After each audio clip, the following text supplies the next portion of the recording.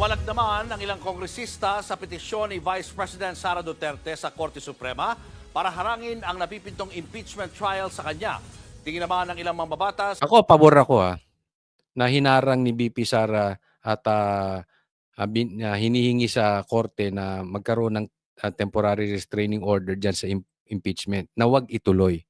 It's really about time na opensiba na tayo mga kababayan. Hindi na tayo pwedeng tayo lagi pinapatawag, nagre-react lang tayo. Hindi. Tayo na magdemanda. Maganda nga, dinimanda ni Kong Alvarez to si Tamba, kaya nga nagtatago na. Ngayon, opensiba, hindi. Sasabihin nila takot si BP Sara sa impeachment, hindi.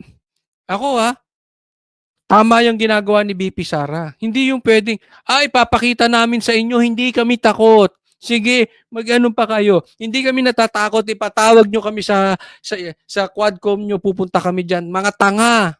Hindi ganon. Gusto nyo kaming ipatawag, paghirapan ninyo, kunin nyo ang batas sa tamang paraan. Hindi yung basta kayo dyan para kayo nagtawag dyan ng aso. Punta kayo sa Quadcom. Sara, halika dito. Digyan namin ang hearing mo. Hindi.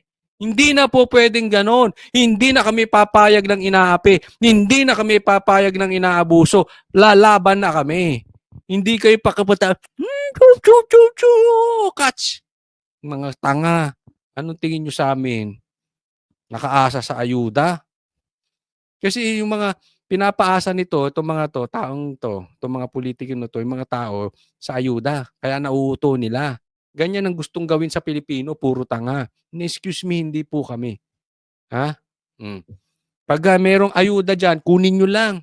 Pera nyo yan Pero wag nyong boto. Kasi gagawin kayong tanga. May nabatalaan ako isingit ko lang to.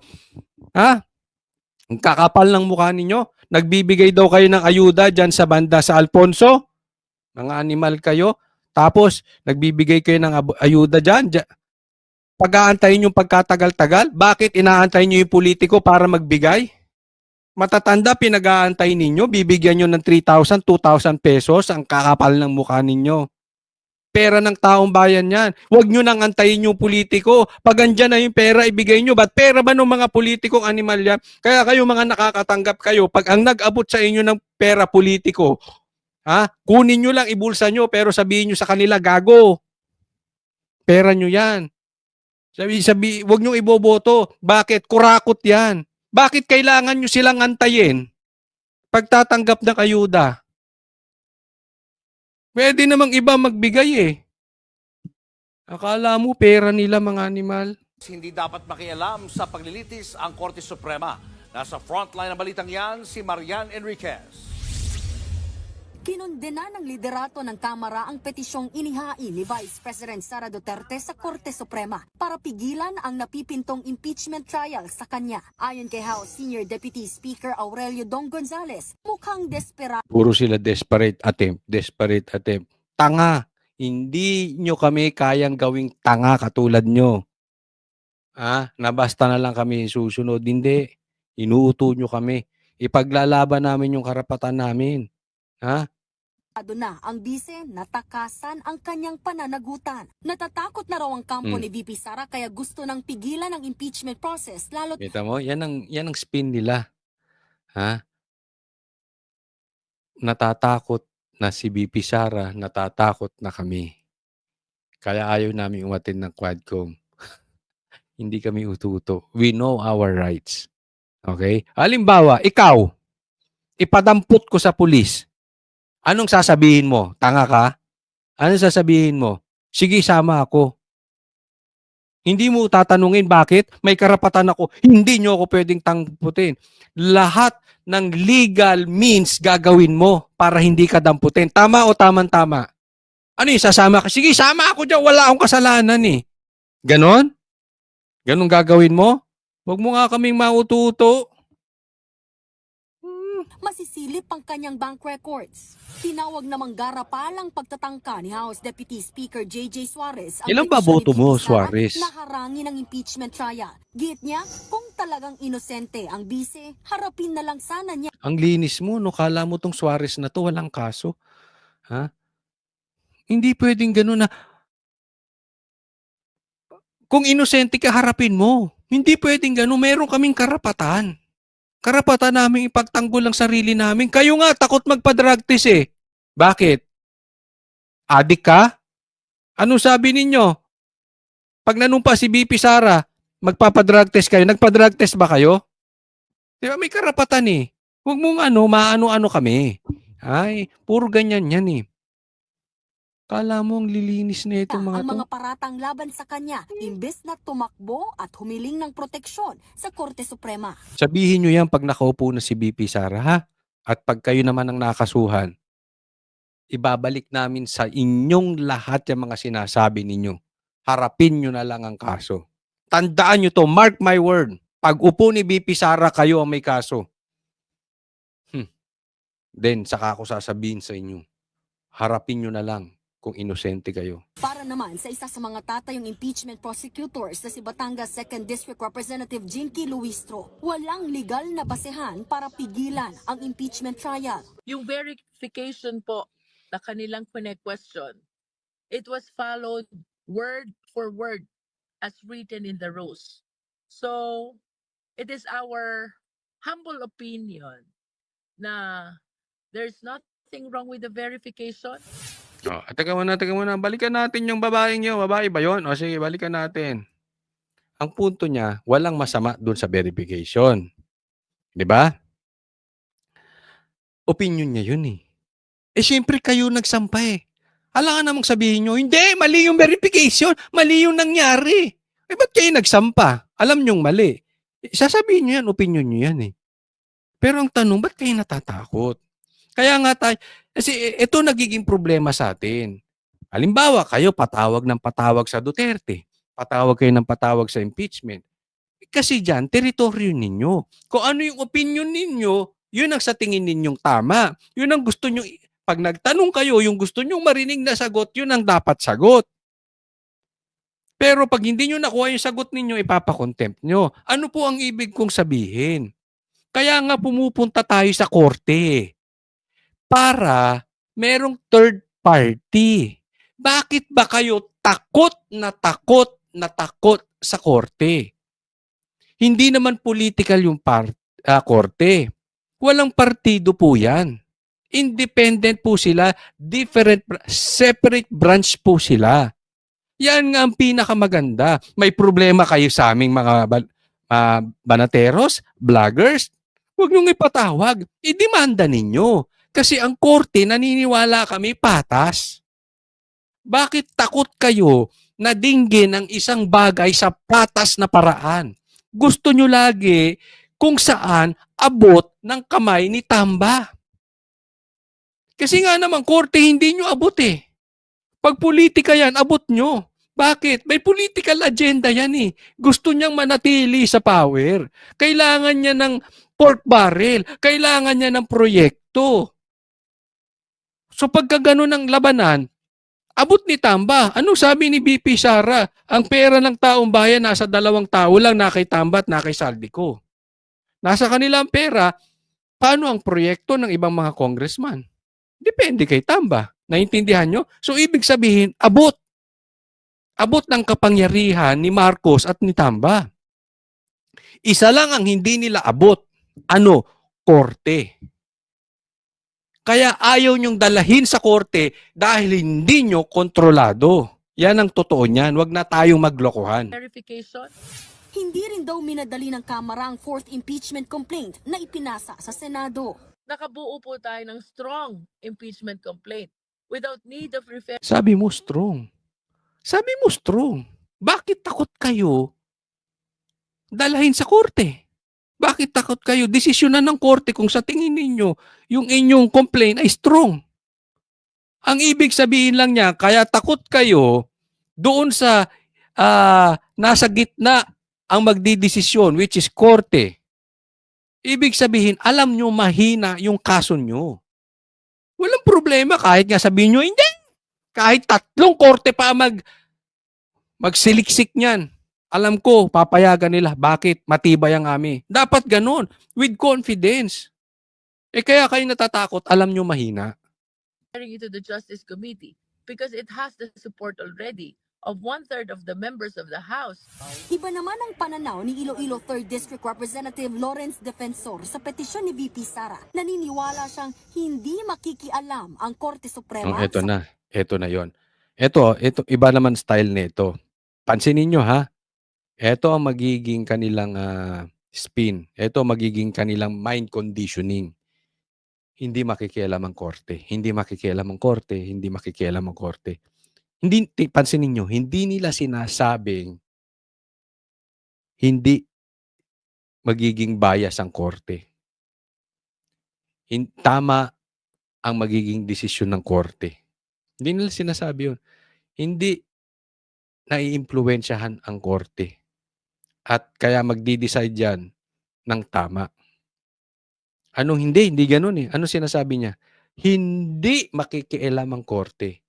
Ibig sabihin, alam nitong mama na ito, mahina ang kaso nila, pero mina-mind conditioning na ang korte na hindi dapat silang makialam. Kasi pag nakialam sila, nakondisyon na nila yung taong bayan na mali yung ginawa ng korte. Which is, yun ang akala niya.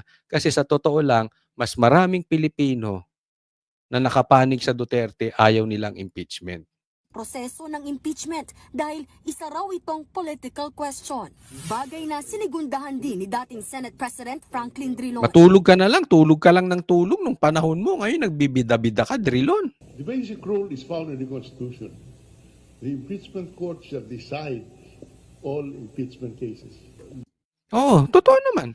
The impeachment court shall decide on the impeachment cases. Tama si Drilon. Ang impeachment court ang magde-decide. Ano bang impeachment court? Yung Senado. Tama naman si Drilon dyan. I agree with you. Senado dapat ang mag-decide kung dapat i-impeach si BP Sara o hindi. Kaya lang ang kina-question ni BP Sara ay yung legality ng impeachment. Hindi yung mag-decide yung korte kung dapat ma-impeach si BP Sara o hindi. Naiintindihan nyo ang difference? Senado ang magda-decide kung dapat i-impeach si BP Sara o hindi. Kaya lang, bago nga dumating doon, hinaharang na ni BP Sara na yung legality. O halimbawa, sasabihin nyo, i-impeach natin si Speaker. Hindi ako abogado, but as far as I know, hindi po na-i-impeach ang Speaker, ang Congressman. Oh, pwede ba yon? I don't think so. Bakit? Hindi legal eh. Hindi naman nai-impeach ang di ba? Naiintindihan nyo na. Ang pinag-uusapan ba nito, legal ba yung ginawang impeachment? Drilon, hindi mo naiintindihan at tumaba ka na ng ganyan, tumagal ka na sa Senado, hindi mo pa alam yung difference? Leave it to the judgment of the Senate asking or acting as an impeachment court to decide on this. Hindi po mag-a-act ang court to decide. Ang didesisyonan ko legal o hindi. Huwag pa ulit-ulit, ha? Questions of jurisdiction. So, it's best... Inaantok na siya, inaantok na. Matutulog na yan. Nagbabalita mo. Eto lang sa akin. Ibalik natin dito sa mga pagmumukha nito. Hindi nyo na makita ulit si Martin, di ba? Asa na siya? May kaso po kasi si Martin. Yung speaker nyo may kaso. Kinasuhan ni Alvarez. Nagtatago.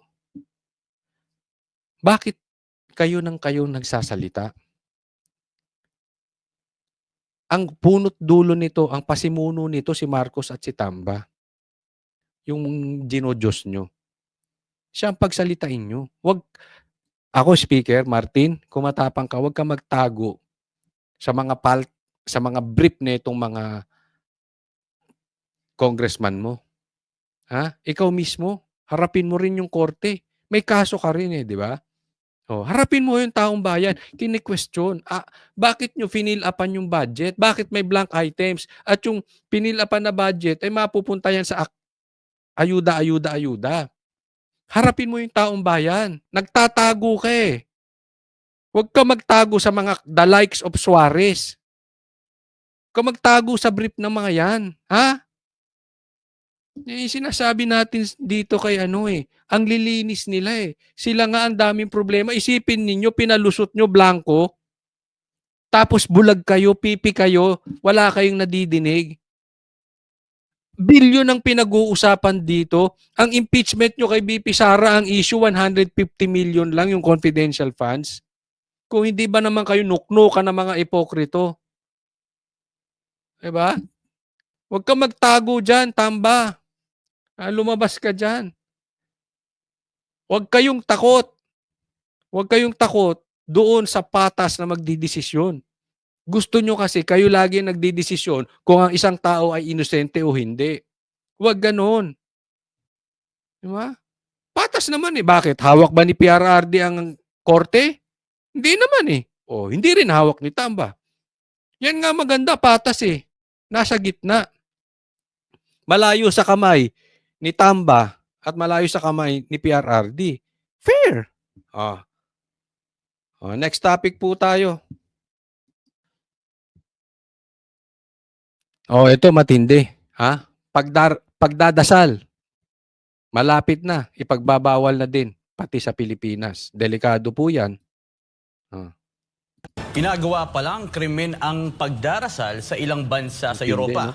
Isang matapang na pahayag ang binitawan ng kasalukuyang vice-presidente ng Amerika tungkol Teka muna liliwanagin ko. Ay hindi, totoo ba yan, Coach Oli? Baka fake news yan. Si Vice President yan. Hindi po, Vice President ng Amerika. Huwag kayong tanga, Ito kasing mga alalay ni Tamba, medyo rin Vice President, hindi po fake news yan. Vice President ng Amerika nagsabi niyan.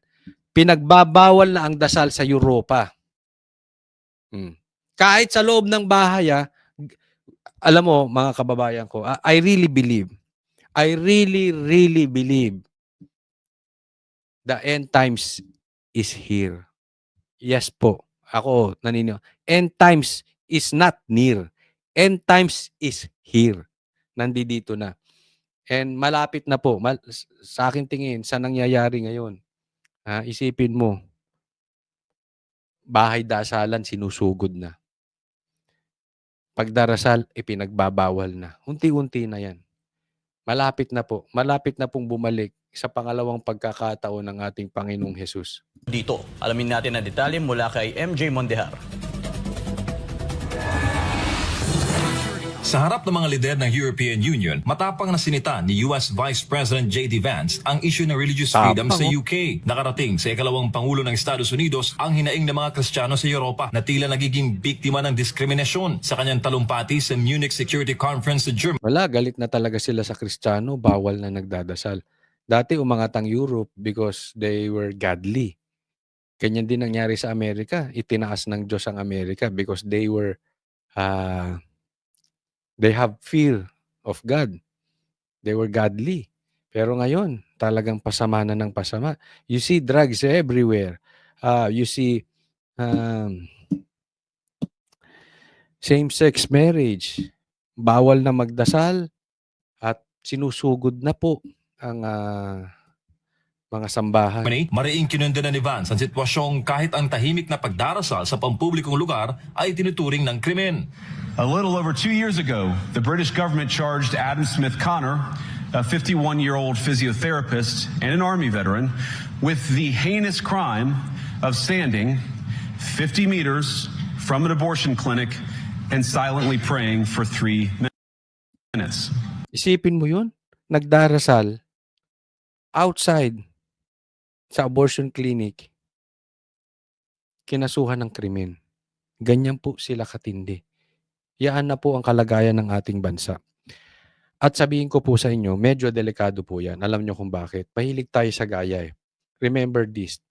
Naalala ko yung sinasabi ni Pastor before pa. Even before the election, bago pa nangyari kay Pastor ito, na sinasabi niya na talagang ginigipit ng Amerika ang mga religious leaders. Sabi ko, ganun. Parang at una, hindi ako naniniwala. Ngayon napatunayan natin na even si Trump sinabi niya. Kaya nga babaguhin nila Kaya nga napakaganda ng dating ni Trump. Hinabol nila yung mga pinersecute nila yung mga religious leaders. That's how bad America was. And I'm sure, mababago to kay Biden kasi iba eh. Ibang, nakikita ko si Biden yung tayo niya na parang ibabalik niya sa Diyos yung Amerika. Kaya ngayon, lumalaban din siya na ito ay pinagbabawal daw yung magdasal sa Europe, kinokontra nyo rin. Kinokontra nyo rin. Alam nyo, hindi po malayo mangyari sa Pilipinas yan. Remember this, si Marcos nakigaya dito kay Biden. Di ba? Anong ginawa ni Marcos? Pinersecute. Yung ginawa ni Biden dyan sa Amerika, ginagawa ni Marcos. Si Biden galit sa China, ayaw sa China. Ganon din ang ginagawa ni Marcos. Si Biden pinersecute ang mga religious leaders. Ganyan din ang ginawa ni Marcos. Tingnan nyo, walang respeto si Marcos at si Torre. Pinasok yung KOJC. Doon mismo sa katedral nila. Binaboy nila. Doon ang nagdadasal. Kumbagat sa Muslim, mosque. Kumbagat sa Roman Catholic, yung kanilang, ano bang tawag doon sa Roman Catholic? Yung kanilang Rome. Pinasok. Hindi nangyayari yan before. Dati may gera, pag pumasok ka sa simbahan, hihinto na ang mga kalaban mo. Rerespetohin ka na. Ngayon, iba po. Papasukin mismo katedral, bababuyin. Yan po ang ginawa ni Marcos, yan po ang ginawa ni Torre. And I'm sure, kung nagawa nila yan, uuna-unahin na lahat itong mga church, isusunod yung mga churches dito sa... Tingnan nyo, how they disrespect INC. Tong Dilawan, dinidisrespect. Pinagtatawanan ng INC, sabi nila kaunti lang ang INC. That's how they disrespect religion. At hindi pong malayo mangyari sa Pilipinas yan. Dahil gaya-gaya nga to si Marcos. Diba? Dati, bawal ang same-sex marriage. Ngayon, pinag-uusapan na sa Pilipinas. Di ba? Baka magtataka kayo. Magulang. Hindi, coach, malabo yan. Hindi malabo yan. Kasi before, tabu yung sasabihin mo same-sex marriage. Ngayon, pinag-uusapan na. Before, hindi po pwede yan. Alam mo yung dinidemand nila? Pwede nang sumali ang atleta na lalaki sa pambabae. Basta nakapagpalit na. Pwede, dapat daw magkakaroon na ng ibang, di ba may ang CR pang lalaki at pang babae lang? Dapat meron ding CR. I have nothing against yung third sex, ha? Hindi ito ang issue. Ang issue dito, yung dating tabu, ngayon pwede na. Yung dating respeto sa reliyon, ngayon hindi, binababoy na. Why? Nang simula sa Amerika, na ngayon nandyan na sa Europe, na ginawa din kay Pastor Kibuloy sa Amerika. Ganyan-ganyan ang ginawa sa Amerika eh. Ngayon napapatunayan natin. Tama pala si Pastor Kibuloy. Pinersecute siya doon. Lahat ng demanda niya because of persecution. Ngayon, hindi po kami nagfe-fake news. Even the American government sinasabi, ititigil na po yan. Kasi nangyari po yan nung panahon ni Biden. Hindi po kami nagsasabi niyan, Amerika. Hindi po kami nagsasabi niyan, si Trump mismo. This is not fake news. Ganyan po katindi ang bayan natin ngayon. Ayon kay Vance, nakababahala ang ganitong batas na tila sumasakal sa kalayaan sa paniniwala. Bukod pa rito, mabigat ang ipinapataw na parusa sa sino bang lalabag. Not obstructing anyone, not interacting with anyone, just silently praying on his own. After British law enforcement spotted him and demanded to know what he was praying for, Adam replied simply, it was on behalf of the unborn son he and his former girlfriend had aborted years before. Ang tinutukoy ni Vance ay ang buffer zones law ng UK na nagtatakda ng safe access zones sa paligid ng mga klinika at ospital na nagbibigay ng abortion services. Layunin ng batas na ito na protektahan ang mga kababaihan mula sa posibleng harassment o panggugulo. Tingnan mo ngayon, pinag-uusapan na rin sa Pilipinas na gawing legal ang abortion. Ay, tindi. Habang sila'y kumukuha ng mga serbisyong ito. Ngunit ayon kay VP Vance, maging ang pagdarasal sa loob mismo ng pribadong tahanan sa Scotland ay maaari na rin Hindi na matindi. Sa Scotland, bawal ka na magdasal kahit sa bahay mo. Alam mo, pag ginaya yan ng ibang bansa, halimbawa, kumalat yan sa Europe, Ganyan ang gawain ng Europe. Pilipinas mahilig gumaya. Susunod yan, maiimpluwensyahan ng Amerika. Hindi naman forever dyan si Trump eh. Maaalis din yan, matatapos din ang termo niyan, mamamatay din yan. Before we knew it, ganun na rin ginagawa ng Amerika. Pag ginawa ng Amerika yan, I'm sure, ipagagawa yan ni Marcos dito sa Pilipinas. Kung hindi maalis ang Marcos. Kaya it is very, very urgent na talagang hindi sila magtagumpay sa impeachment. Delikado po. Alam natin ang kalidad ni Marcos. Hawak ng Amerika. Delikado tayo. I mean, imagine ninyo, bawal na kayong magdasal sa loob ng bahay ninyo. Eh yung ang kini-question natin na illegal na ginagawa nila, droga, hindi nila masagot. Diba? I mean, what do you expect from an addict?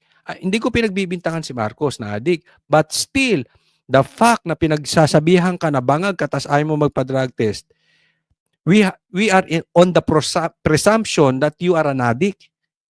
If you're an addict, wala kang respeto sa mga dasal-dasal na ganyan. Hindi mo lang gustong pag-usapan ngayon. Bakit? Kasi it's a taboo now. What if hindi na taboo?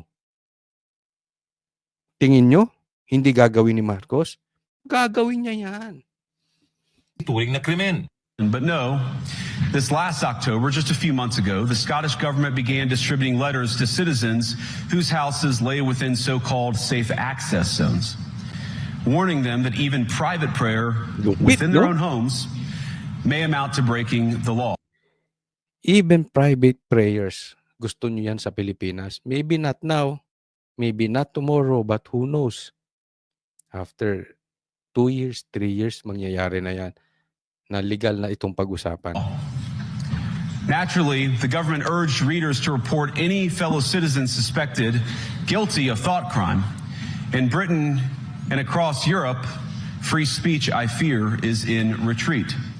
Samantala, sa Amerika ay muling pinalakas ang freedom of religion sa ilalim ng Trump administration. Katunayan, ipinahinto ni US President Donald Trump ang weaponization ng DOJ at FBI laban sa people of faith sa US. Isa sa mga lubhang naapektuhan ng religious persecution na ito sa ilalim ng Biden administration ay ang Kingdom of Jesus Christ o KOJC. Ayan, hinaras nilang KOJC ha. Hindi po kami nagsabi niyan. Si Biden. Ha? Aalisin na yung pag-weaponize to attack religious organization and religious leaders. Hindi po ako nagsabi. Presidente mismo ng Amerika. Ngayon, kung hindi nyo pa alam yan, saan ba kayo nakatira? Kasi i-deny nila yan. Hindi, Amerika po. Kaya alam mo, tuwan-tuwa ako dito kay Trump. I really hope that he can bring faith back to Americans. That he can bring back Christianity back to Americans. Kasi malaking ano rin ng Amerika eh. Malaking halimbawa. As always, may epekto talaga ang American sa atin. Gustuhin man natin or hindi, that's reality. Since nabuhay ako, mas lalo ngayon, ang lakas ng epekto ng Americans. Ngayon sa panahon ni Marcos. No? And good thing, ako hindi na makakaporma si Marcos dito. Maalis ang EDCA, ipagbabawal ang religious attacks. Hindi na pwedeng i-weaponize. Kaya delikado dito si Marcos at saka si Torre. Yan. Pinamaan ni Biden ang KOJC. Isa sa nabing biktima nila, si Pastor Kibuloy. Kaya ako alam nyo mga kababayan, naniniwala ako na meron times talaga na wala ka na magawa. Lahat na lang ibinibintang sa'yo. Kung nagawa mo na lahat ng dapat mong depensa para sa sarili mo, yun po ay nilalagay ka ng Diyos sa pagkakataon na don't worry. Parang sasabihin niya, don't worry anak, I will defend you. Ganyan po nangyari. After a few years, naupo si Trump. Nakita ng buong Pilipinas ang harassment na ginawa sa KOJC. Diba? Ang lagi ko sabi, time will reveal. Lumalabas ang totoo ngayon. biktima ang KOJC ng religious political harassment.